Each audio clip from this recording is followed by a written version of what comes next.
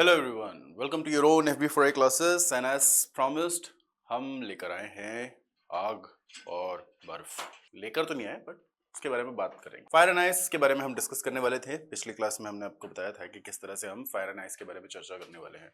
ये पोएम भी लिखी गई है रॉबर्ट फ्रॉस्ट के द्वारा। तो रॉबर्ट फ्रॉस्ट ने इस छोटी सी पोएम के अंदर बहुत बड़ी बात कहने की कोशिश करी है और उन्होंने कहा भी है, सबसे बड़ी बात, fire and ice is very simple yet authentic poem by Robert Frost। तो रॉबर्ट फ्रॉस्ट कौन है? Robert Frost is one of the greatest poet in history, जिन्होंने अपनी कविताओं से, अपने लिखने के अंदाज से, ढंग से बेहद बेहतर तरीके से दुनिया को डिस्क्राइब किया है। उनके लिखने का तरीका अलग अलग टॉपिक्स पर होता था और जब भी वो लिखते थे, जिस भी तरीके से वो लिखते थे, उसका असर लोगों में बहुत लंबे टाइम तक देखने को मिलता था। ऐसे ही नहीं, उनको 4 पुलित्जर प्राइज मिल गया, है ना।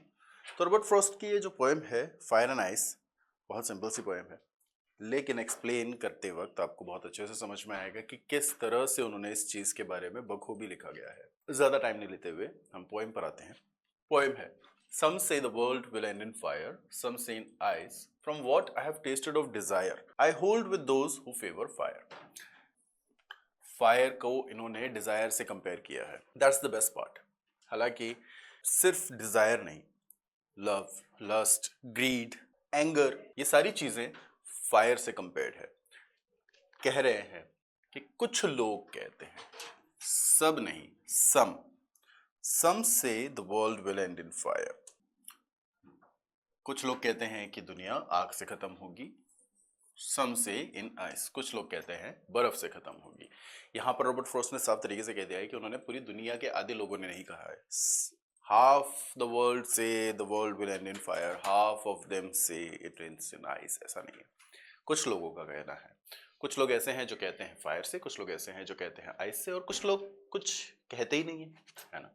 इनका मानना ये है कि जो फायर है वो डिजायर की तरह काम करता है, या जो डिजायर है वो फायर की तरह काम करता है, वाइस वर्सा, किसी भी तरीके से आप उस चीज को ले सकते हैं। फायर और डिजायर का आपस में किस तरह से मेल है? कहते हैं ना वो बर्निंग डिजायर, कुछ पाने की तीव्र इच्छा। जब आप किसी चीज के पीछे पड़ जाते हो हाथ धोकर या बिना धोए, बस चाहिए आपको वो चीज, तो उसको बर्निंग डिजायर की तरह कहा जाता है। इसीलिए उसको फायर से कनेक्ट किया गया है। आपका जो गुस्सा होता है वो भी बड़ा ज्वलंत होता है, जला देने वाला। लव, हॉट एंड फायरी, वो भी फायरी होता है। Love, lust, anger, desire, greed, है ना, किसी चीज की लालच। From what I have tasted of desire, अब वो ये कह रहे हैं कि जिस तरीके से मैंने डिजायर को टेस्ट किया है, जितना मैंने डिजायर को टेस्ट किया है, एज इन मैंने जितना एक्सपीरियंस किया है। यहाँ टेस्ट का मतलब क्या होता है? एक्सपीरियंस। जितना भी उन्होंने फायर को या डिजायर को एक्सपीरियंस किया है, उससे वो ये कहना चाहते हैं, I hold with those who favour fire, मैं उनके साथ खड़ा हूं जो फायर को फेवर कर रहे हैं। कि fire is enough to destroy the world, it is more than enough to destroy the world। हालांकि इस पोएम के अंदर उन्होंने बखूबी मेंशन किया है कि लोगों के अंदर ऐसे इमोशंस हैं जो दुनिया को एक बार नहीं कई बार बर्बाद कर सकते हैं, डिस्ट्रॉय कर सकते हैं। दूसरा पॉइंट हमको ये चीज़ नोट करना है कि हमें कभी ये चीज़ मेंशन नहीं करनी है कि रॉबर्ट फ्रॉस्ट चाहते हैं कि दुनिया खत्म हो या लोग चाहते हैं कि दुनिया खत्म हो। दुनिया अगर कभी खुद से खत्म हुई तो वो किस वजह से होगी? फायर की वजह से या आइस की वजह से। सेकेंड स्टेंजा में वो ये चीज कहना चाहते हैं, but if it had to perish twice, लेकिन अगर उसे दोबारा खत्म होने का मौका मिलता है, पेरिश का मतलब खत्म हो जाना, किसी चीज का बर्बाद हो जाना। I think I know enough of it, यहां पर उन्होंने कहा आई नो, मैं जानता हूं। ये तो उन्होंने एक्सपीरियंस किया है फायर, पर ये हेट उन्होंने देखा है लोगों के अंदर, अपने अंदर नहीं, लोगों के अंदर कई सारी जगहों पर भी देखा होगा। मैं हेट के बारे में इतना तो जानता हूं, to say that for destruction ice, destruction किसी चीज को नष्ट करने के लिए आइस जो है वो काफी महान है और काफी भी है। नॉट ओनली महान बट एज वेल एज काफी। अब हम समझते हैं इस पोएम को सिंपल लैंग्वेज में। देखिए ये बात है सिर्फ और सिर्फ इमोशंस की। हमारे अंदर इमोशंस हैं, हर चीज इमोशन से चलती है। कोई भी चीज जो होती है वो इमोशन ही है, उसका पीछे जो सबसे बड़ा रीजन होता है ड्राइव करने वाला है, इसका जो ड्राइवर है, बेसिकली हमें ड्राइव करने वाला जो हमारा ड्राइवर है वो भी हमारा इमोशंस है। हम क्या महसूस करते हैं, अकॉर्डिंग टू दैट हम उसके ऊपर रिएक्ट करते हैं या रेस्पॉन्ड करते हैं। अगर किसी ने आपके साथ अच्छा बर्ताव किया होगा तो आप रिस्पॉन्ड करोगे, अगर किसी ने आपके साथ बुरा बर्ताव किया होगा तो आप कई बार रिएक्ट कर जाओगे। ये डिपेंड करता है कि आप किस इमोशन को महसूस कर रहे हो। रॉबर्ट फ्रॉस्ट ने इस 8 लाइन की कविता के अंदर क्या मेंशन करने की कोशिश करी है? Power of emotion. पर मेजरली उन्होंने ये डिस्क्राइब किया डिस्ट्रक्टिव पावर ऑफ इमोशंस।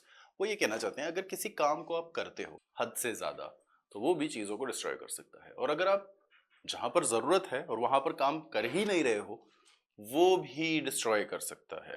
किसी काम का ज्यादा कर देना और किसी काम का बिल्कुल ना करना, जहां जरूरत है वहां पर काम ही नहीं कर रहे हो और जहां जरूरत नहीं है वहां पर बहुत ज्यादा काम कर रहे हो, तो ये दोनों चीजें डिस्ट्रक्शन की तरफ ही लीड करती है। Fire and Ice is a small poem written by Robert Frost who believes that emotions hold power. वो ये बिलीव करते हैं कि इमोशंस जो है उसमें ताकत होती है, और ये सच भी है। And these powers can be both constructive and destructive as well, और ये पावर कंस्ट्रक्टिव भी हो सकती है और डिस्ट्रक्टिव भी। He mentions about such two forces which can eventually become the reason for the destruction of the world and how he favours one of them more than the other based on his own experiences. वो ये कहना चाहते हैं कि किस तरह से ये दोनों फोर्सेस, कुछ फोर्सेस की बात हो रही है यहाँ पर, और उसमें से ये दोनों फोर्सेस धीरे धीरे कारण बन सकता है डिस्ट्रक्शन का, और वो किस तरह से अपने एक्सपीरियंस के बेस पर किसी एक फोर्स को ज्यादा सपोर्ट कर रहे हैं दूसरे से। किस तरह के फोर्सेस की बात हो रही है यहाँ पर? पॉसिबिलिटीज ऑफ इमोशंस की बात हो रही है। Emotions such as desire, greed, lust, cold heartedness, hatred, indifference etcetera. काफी सारे इमोशंस होते हैं हमारे अंदर, लेकिन यहाँ पर जिस तरह की इमोशंस की बात हो रही है वो ऐसी है जो डिस्ट्रक्टिव ज्यादा है, ना कि कंस्ट्रक्टिव। कंस्ट्रक्टिव किस तरह का होता है? When you are humble, when you are actually so humble that कोई अगर आपको कोई चीज दे रहा है, आपको कुछ बोल भी रहा है, या आपसे कोई चीज पढ़ भी रहा है, या आपको कोई चीज पढ़ा रहा है, तो आप उसके प्रति इतने विनम्र हो, ग्रेटफुल हो, ग्रेटिट्यूड है आपके अंदर कि सामने वाले को और अच्छा लगता है आपके साथ वक्त बिताना। तो ये एक अच्छा पावर है या फिर एक अच्छा इमोशन है। बट वहीं अगर आप उस चीज को लेकर थैंकफुल नहीं हो, ग्रेटफुल नहीं हो, तो सामने वाला आपको और ज्यादा कंट्रीब्यूट करने में हेल्प नहीं करेगा, आपके साथ तो बिल्कुल बैठना पसंद नहीं करेगा। यदि आप उस चीज को सपोर्ट ही नहीं करते हो, आप उस चीज के प्रति ग्रेटफुल ही नहीं हो, कृतज्ञ ही नहीं हो, तो फिर सामने वाला आपके साथ वक्त क्यों स्पेंड करना चाहेगा? उसको तो यही महसूस होगा कि वो अपना वक्त बर्बाद कर रहा है। ठीक इसी तरह से कुछ इमोशंस हैं जिसके बारे में यहाँ पर बात हुई, जैसे कि desire, greed, lust, hatred, cold heartedness, indifference. ये सारे के सारे कैपेबल है डिस्ट्रक्शन के लिए। Not only this, it is capable of the destruction of the world, but it is capable enough to destroy the world more than once. ये न सिर्फ दुनिया का अंत करने के लिए सक्षम है, पर ये इतने सक्षम हैं कि वो कई बार दुनिया को नष्ट कर सकते हैं। अगर कोई किसी वजह से कोई चीज दुनिया को नष्ट कर रही है और फिर भी वो दुनिया बच जाती है किसी वजह से, इस पृथ्वी की बात ना करते हुए अगर हम अपने पर्सनल लाइफ की बात करें तो हमारी लाइफ भी अपने आप में एक दुनिया है। जैसे कि हम कहते हैं कि आपकी दुनिया क्या है, मेरी फैमिली मेरी दुनिया है, या मेरे बच्चे मेरी दुनिया है, या फिर मेरे दोस्त मेरी दुनिया है, XYZ। आप बहुत सारे ऑप्शंस इसमें ऐड कर सकते हैं। अपने पर्सनल लेवल पर जाकर भी, अपने प्रोफेशनल लेवल पर जाकर भी आप उस चीज़ को महसूस कर सकते हैं कि दुनिया का मीनिंग क्या है। मेटाफोरिकली यूज किया गया है दुनिया को। अब समझते हैं कि किस तरह से इमोशन उस चीज को डिस्ट्रॉय कर पा रहा है। किस तरह के इमोशंस? दोनों तरह के इमोशंस, गुस्सा, हेट्रेड, नफरत, लव, प्यार, कोल्ड हार्टेडनेस, कुछ फीलिंग ही नहीं है किसी के प्रति। इमेजिन करो कि आपको कोई चीज चाहिए, आप उस चीज के लिए काम कर रहे हो, अच्छी बात है, पर आपको कोई चीज जो नहीं चाहिए उसके लिए आप लगातार काम किए जा रहे हो, तो उसका कोई मतलब नहीं निकलता। वो बेकार में अपना टाइम बर्बाद करना है, साथ ही साथ अपने रिसोर्सेस को बर्बाद करना है। आपके पास अच्छा घर है, फैमिली है, सब कुछ है, खाने के लिए 3 टाइम खाना है, रहने के लिए अच्छा मकान है, सोने के लिए अच्छा सा बेड है, पहनने के लिए कपड़े हैं, घूमने के लिए गाड़ी है, इनफ पैसा है। बट नहीं, मुझे और चाहिए, मैं तो और कमाऊंगा, मैं इतना कमाऊंगा कि मैं अपनी कब्र या ताबूत को भी सोने का बनाऊंगा। पता नहीं है, सोने का इसलिए ताकि मुझे सोने में कोई प्रॉब्लम ना है। सोने का सोने से कनेक्शन लेकर लोग बाग लगे पड़े हैं, मतलब जिस चीज की जरूरत नहीं है उस चीज के लिए काम किए जा रहे हैं, किए जा रहे हैं। क्या ये काम आएगा या उस काम को खत्म करेगा? यहाँ धीरे धीरे उसकी फैमिली खत्म होती जा रही है, डिस्ट्रॉय होती जा रही है। वो कुछ काम करने के लिए आपको कहीं ना कहीं से अपना टाइम स्पेंड करना होगा, या तो वो अपनी फैमिली को टाइम दे पाएगा या फिर पैसे के लिए अपने काम को टाइम दे पाएगा। काम को टाइम देगा तो फैमिली को टाइम नहीं दे पाएगा, फैमिली को टाइम नहीं दे पाएगा तो धीरे धीरे वो जो लाइफ है वो डिस्ट्रॉय होती जाएगी। रिलेशनशिप्स किस तरह से बनते हैं? बनते हैं कम्युनिकेशन से। कम्युनिकेट ही नहीं कर पाएगा बंदा तो वो अपनी फैमिली को डिस्ट्रॉय कर पाएगा, धीरे धीरे उसकी फैमिली उससे कट जाएगी and finally he will be on the verge of the destruction of his life world. उसकी दुनिया तो उसकी फैमिली थी, लेकिन कुछ जिस चीज की जरूरत नहीं है उसके लिए बहुत सारा काम करना, अति ज्यादा काम करना, डिस्ट्रक्शन ऑफ हिज वर्ल्ड में रिजल्ट कर जाता है। ठीक इसी तरह से वो एम्फेसाइज कर रहे हैं एक और चीज पर, जहां जरूरत है वहां पर आप कुछ कर ही नहीं रहे हो। एक तो बहुत ज्यादा काम कर दिया, एक जहां जरूरत है वहां पर आप काम कर ही नहीं रहे हो। किसी के प्रति इतनी ज्यादा नफरत है, इतनी ज्यादा कोल्ड हार्टेडनेस है कि आप रिस्पॉन्ड ही नहीं कर रहे हो। बर्ताव आपका ऐसा है कि को कोई मतलब ही नहीं है, कुछ पड़ी ही नहीं है। इसको और ऐसे तरीके से समझते हैं, कोई आदमी रास्ते में मर रहा है, आपने उसको देखा और आप आगे बढ़ गए। आप सोच सकते हो हजार कारण क्यों उसकी मदद ना करें, पर आप ये भी सोच सकते हो कि कोई एक कारण मिले जिसकी वजह से आप उसकी मदद कर सकते हो, लेकिन आपने किया नहीं। अगर आप कर लेते तो शायद उसकी जान बच जाती और उसके आसपास की दुनिया उसके लिए तो मैटर जो करती है वो बच जाता। अगर इमेजिन करो कि वो बंदा जिससे आप देख रहे हो रोड पे जो पड़ा हुआ है वो आपका दुश्मन है, एनिमी, शत्रु, जिसे आप हेट करते हो, तब तो आप बिल्कुल उसकी मदद नहीं करना चाहोगे, right? And this is what we say, लोगों के अच्छे काम का ना करना is not the bad thing, बुरे काम को सपोर्ट करना इज द वर्स्ट थिंग। जहां पर किसी को कुछ करने की जरूरत है, जहां पर कुछ चीज गलत हो रही है, जहां पर किसी के साथ कुछ गलत हो रहा है, वहां पर आवाज उठानी चाहिए, लेकिन वहां आवाज नहीं उठाई जा रही है, तो इससे बढ़ावा उन लोगों को मिलता है जो गलत काम कर रहा है। And that is the reason कि डिस्ट्रक्शन वहां पर भी फॉलो करता है। किसी चीज का उत्पादन या उत्पीड़न, ये दोनों का दोनों, ये दोनों के दोनों इस बात पे निर्भर करता है कि वहां पर क्या चल रहा है। उत्पादन सही तरीके से काम, उत्पीड़न सही तरीके से काम का ना होना, सीधी सी बात है ना। अगर कोई चीज़ अच्छे तरीके से काम कर रहा है तो वहां पर बेहतर तरीके से प्रोडक्टिविटी होगी। अगर कोई चीज़ नहीं कर रहा है तो वहां पर प्रोडक्टिविटी की जगह वहां पर वो चीज़ डिस्ट्रॉय होती जाएगी, प्रोडक्ट कम होता जाएगा। So what is the point with fire and ice? It's the same thing. Fire and ice deals with the worst possibilities of emotions or the power of emotions. किस तरह के powers की बात कर रहे हैं? वो सारी चीजें आपको word by word explain हो चुका है कि हम love, lust, greed, anger, hatred, cold heartedness, indifference, ये सारे के सारे जो इमोशंस हैं ये दुनिया को नष्ट करने के लिए काफी हैं। इसका इस्तेमाल जितना ज़्यादा होगा, लव भी अगर ज़रूरत से ज़्यादा हो जाए तो शायद कहीं ना कहीं वो डिस्ट्रॉय कर देता है।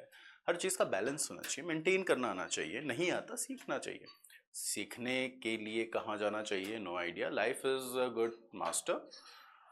अगर आप सीखने में इंटरेस्टेड हैं तो लाइफ आपको कैसे ना कैसे करके सिखा देगा। The best way is to learn is to think that everybody around you is the teacher. जो भी आप, सबसे बढ़िया तरीका है सीखने का, जो भी आपके आसपास है उन सबको अपना एक टीचर माने। अपने आसपास की हर चीज़ को, चाहे वो पत्थर हो, पेड़ हो, बिल्डिंग हो, सड़क हो, स्कूल हो, सन हो, मून हो, स्टार्स, आसपास के लोग जो आपको गुस्सा दिला रहे हैं वो भी आपका टीचर है। वो आपको ये सिखा रहा है कि गुस्सा कैसे कंट्रोल करना है।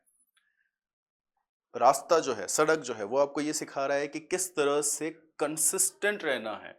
अगर आप कंसिस्टेंट रहोगे तो अपनी मंजिल तक पहुंच जाओगे। अगर आप कंसिस्टेंट नहीं रहोगे तो आपको अपनी मंजिल तक पहुंचने में बड़ी दिक्कत होगी। तो अपने आसपास की हर चीज को अगर आप एक टीचर की तरह देखोगे तो आपको हर चीज सिखाएगी कि क्या सही है और क्या नहीं। Fire and ice is the simplest poem which deals with the vast possibilities of emotions and it's destructive power. इसको अगर विरोधाभास में लिया जाए तो वो ये भी कहना चाहता है कि अगर सही से इस्तेमाल करो तो ये जो डिस्ट्रक्टिव पावर है वो आपके कंस्ट्रक्टिव पावर में भी इस्तेमाल हो सकती है, बशर्ते आप उसको सही से इस्तेमाल करो तो।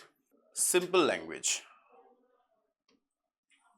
Robert Frost emphasizes that the actions taken more than what is required, जितनी जरूरत है उससे ज्यादा काम करना या एक्शन लेना, वो फायर की तरह काम करता है।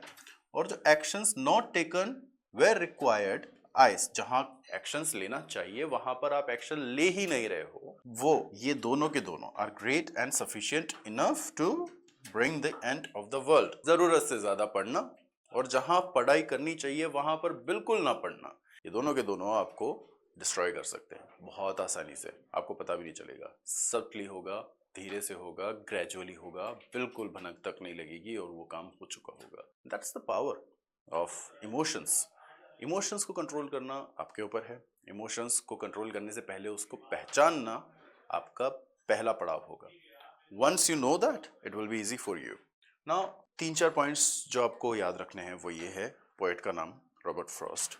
पोएट का काम फायर एंड आइस के बारे में बताना। फायर एंड आइस को उन्होंने डिस्क्राइब किया है अलग अलग इमोशंस के थ्रू, या फिर फायर एंड आइस को उन्होंने एक सिंबलाइजेशन दिया है, सिंबल बनाया है उसको अलग अलग इमोशंस का। थर्ड थिंग, वो नहीं चाहते, ना ही दुनिया चाहती है कि डिस्ट्रॉय हो दुनिया।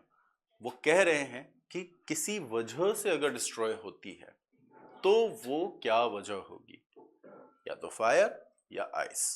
फायर तेजी से बढ़ती है, आइस धीरे धीरे काम करती है, लेकिन काम दोनों करती ही है। अचानक से सूरज अगर बहुत ज़्यादा गर्म हो जाए, जैसे कि अभी चल ही रहा है 50 डिग्री टेम्परेचर, उससे भी ज़्यादा हो जाए समहाउ, अगर वो 56, 57, 58, 60 तक पहुंच जाए, क्या आप अपने घर से बाहर निकलोगे? सूरज का बहुत ज़्यादा गर्म हो जाना फायर की तरफ इशारा करता है। That will be a very hot and fiery day for you, for everyone. नहीं महसूस होगी ना, बहुत ज़्यादा गर्मी लगेगी, बाहर निकलने का मन नहीं करेगा। जितना हो सकता है बर्फ़, ठंडा पानी, एसी, ये सब चीज़ें आपको उस वक्त अच्छी लगेंगी।